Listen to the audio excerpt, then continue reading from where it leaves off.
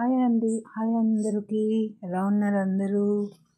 So ఈరోజు మనం మహామృత్యుంజయ మంత్రం గురించి, దాని ప్రతి ఒక్క పదము అర్థం గురించి కూడా తెలుసుకుందాం ఫ్రెండ్. ఓకే, మహామృత్యుంజయ మంత్రం.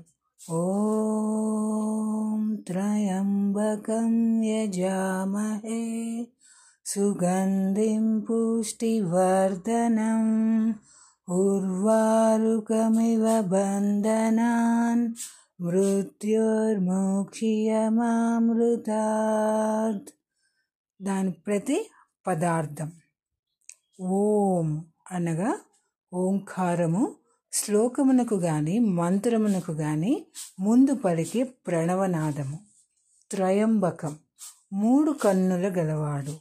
యజామహే, పూజించుచున్నాము. సుగంధిం, సుగంధభరితుడు. పుష్టి, పోషణనిచ్చి పెరుగుదలకు తోడ్పడు శక్తి.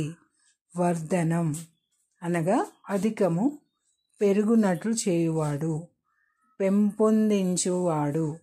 ఉర్వారుకం, దోసపండు ఇవ, వలె. బంధనాత్, బంధమును తొలగించువాడు. మృత్యోర్, మృత్యువు నుండి. అమృతాత్, అమృతత్వము కొరకు, అమరత్వము కొరకు. మాం, నన్ను. ముక్షియ, విడిపించు అని అర్థం ఫ్రెండ్స్.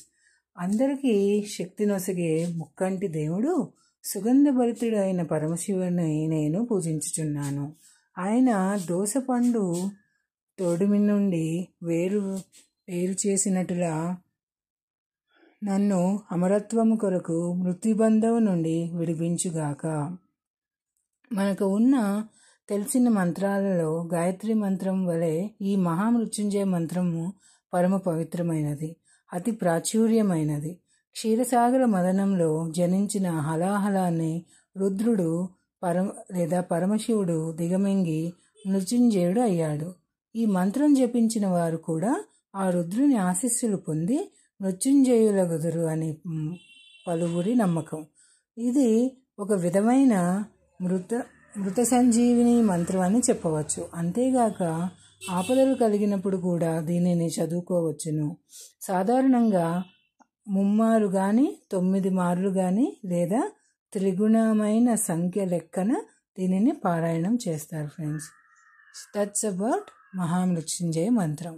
మీరు నెక్స్ట్ ఏ మంత్రం గురించి తెలుసుకోవాలనుకుంటున్నారో కామెంట్ చేయండి ఫ్రెండ్స్.